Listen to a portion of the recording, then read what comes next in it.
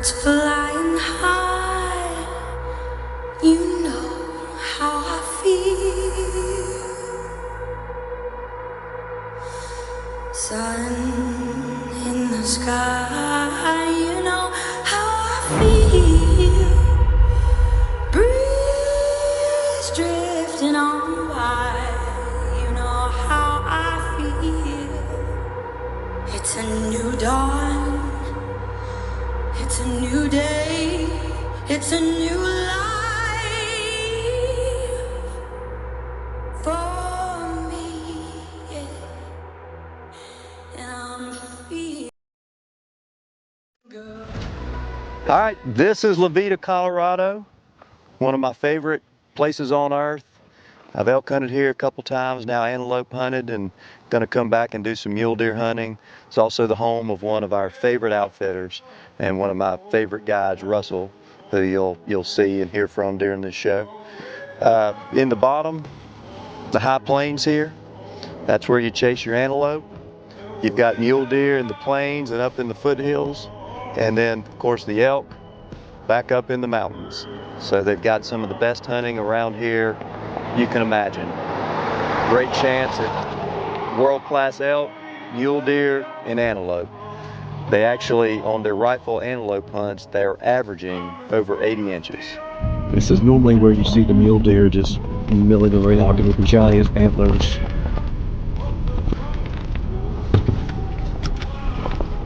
This is nice. Yeah.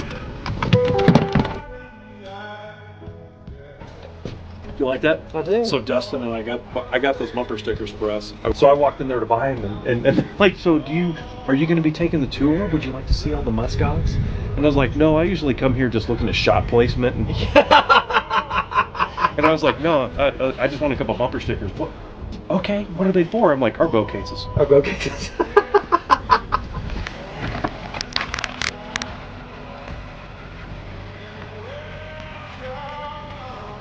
See you in 12 hours. See you in a few hours.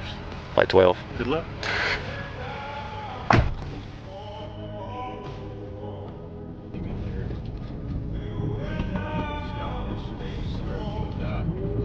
Alright, so it's day one. Yeah, going to an audible plan. You were planning on stalking, but they've got so many goats, so it's pasture here. So we're going to sit in blind today and maybe tomorrow. And trust your guide.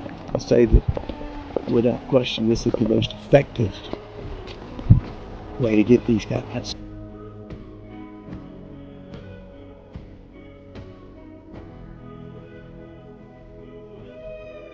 David and I just got in the blind.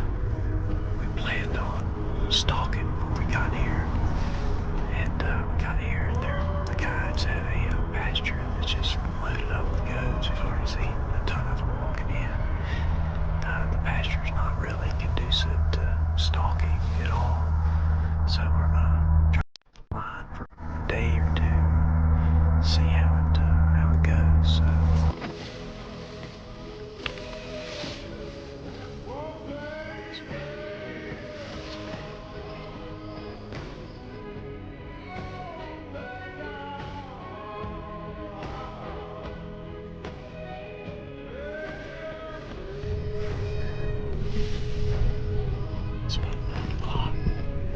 Same bugs. Alright, here we are, day one in the blind. It's a beautiful morning. Seen some antelope. There's some running around about, I don't know, 1,000 yards out there in front of me. It's frustrating because I don't know if they're going to come in here. But we're going to give it our best shot. It rained on this ranch last night, so that's not going to help us at all. It's hot. It's 11 o'clock first day. Both the antelope and us have had our morning naps.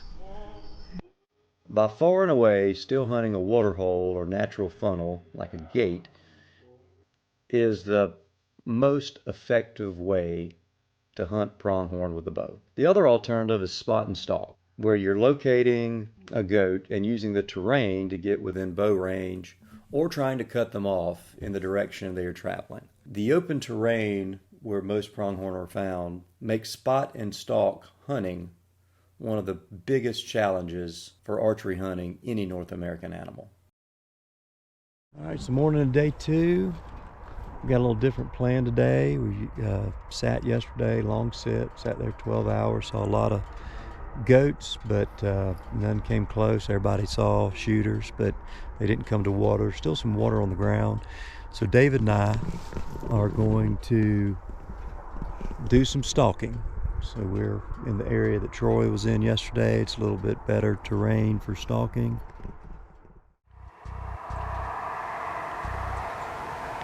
Oh man, he is big. Yes, sir. That's what I'm talking about. So what do you think, just like watching and see where they go? And I think we can get in front of them, and then there's a big draw, and there's a ravine. So I almost don't know if we just don't go get in that, drop in that ravine. just kind of wait? Maybe have to just kind of watch us and just see if they keep funneling our way. Okay.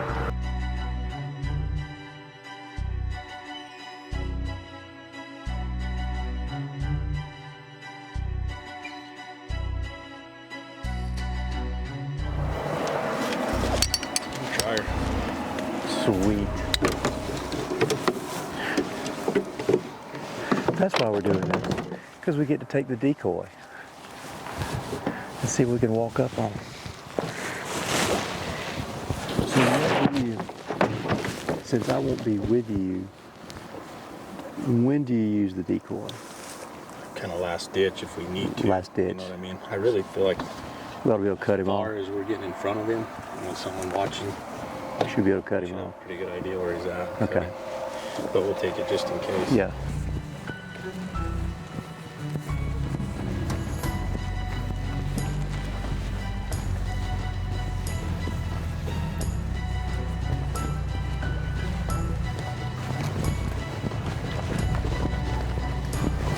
Definitely a sweet-toed buck track.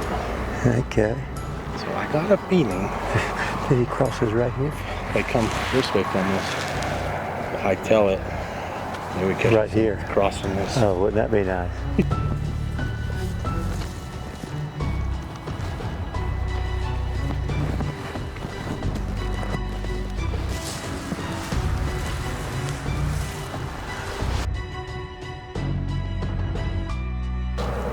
So we found a couple of good bucks. We've been chasing the group up and down this drain right here. The does are up here in this meadow, and the 2 bucks we don't see, but Russell figures the bucks are going to show up here at some point, so we're chasing them. If he does, it'll be sweet because there's another little drain right around the corner. We can even close the distance. The does are only about 100 yards away right now.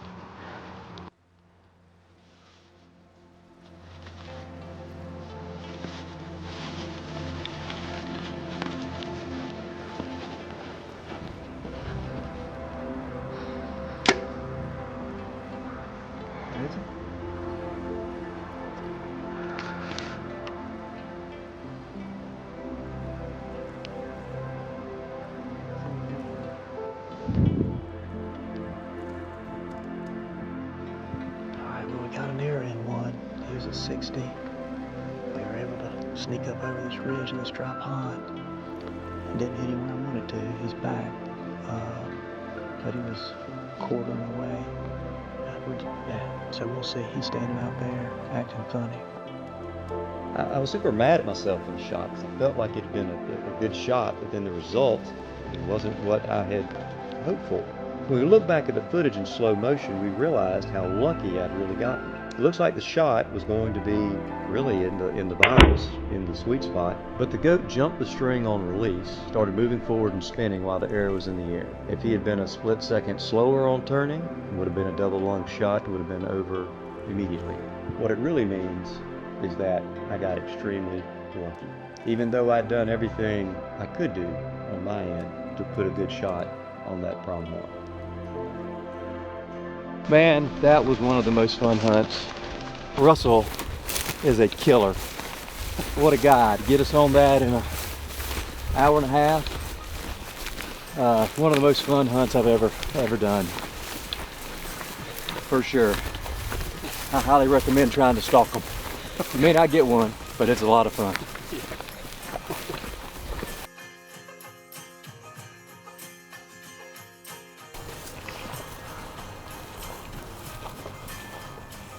Oh yeah. Yeah, it ran. I don't know how he made it that long. Yeah. Oh man. As soon as we saw him, I was like, Russell, I'll shoot him. There was no question. That is awesome. First pronghorn. That's the first one, huh? First pronghorn hunt. Yeah. Could not be more excited. Oh. And antelope hunting is fun. Stalking for antelope is fun. Yeah, that's it. Peyton's gonna be frustrated. Peyton is going to be stalking tomorrow, I'm afraid. You're going to have to talk him down. Just say, Peyton, trust me, trust the There you go. You get one side? All right.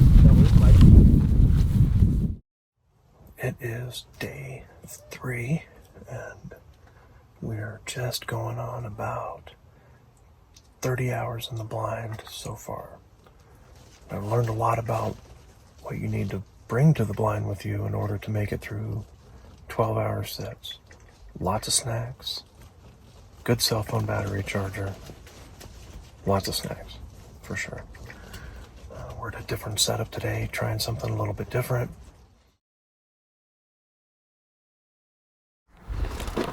So there are like, I don't know, 5, 6, 7 goats where you and I were yesterday by Troy. They've come through the gate. They've hung up right where they did on us yesterday. And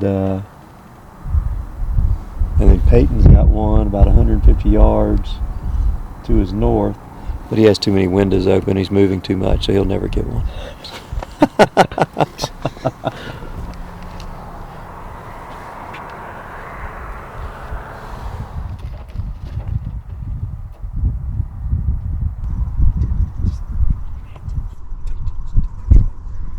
I didn't see them all lined up till just now from Troy's. They got, it's like, what, a 9, 10, 11 of them? They're just gone.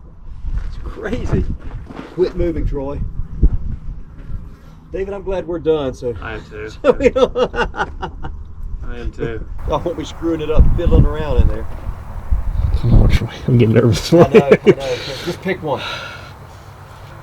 It's like, I'm getting a big one. I've sat in this damn blind for 2 days. So they just took off running, so. Well.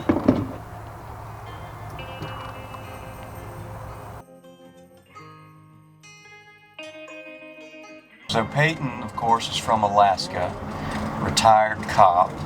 He is admittedly much tougher than me. He is on day 3 of the grind in the blind. He has had so many close calls. He's had 5 just trophy, really big pronghorns within 80 yards, and none of them have come to the water. It is just bad luck. It's not anything he's doing, but we do like giving him a hard time, telling him that he's moving too much, and it's completely his fault. He doesn't know how to hunt. We had another, Troy was with us. and his wife. It's hot. And they only had 2 days that they were able to hunt because at the start of school, Troy had multiple opportunities, and in the second day he got his shot at a really nice one at 36 yards. But as has happened to so many people in a ground blind, he didn't check the arrow clearance on the bottom window. Arrow clipped the bottom window, arrow goes way under the pronghorn.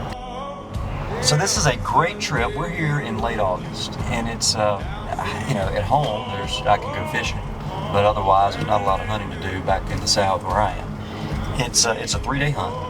It's a very inexpensive hunt. It's an over-the-counter tag, so it's just really a perfect short getaway for a group of guys to go on a hunt and do something a little different and challenge themselves, especially if you want to do the spot and stalk. If you want to do the spot and stalk, be prepared to go home empty-handed, but that's not the end of the world. You get the experience, and there's always the option of doing a combination, spotting and stalking in the morning, or the last day, or the first couple days, and then setting a water hole to try to fill your tag. But every once in a while, it all comes together, and you get a little bit of luck, and are able to pull it off.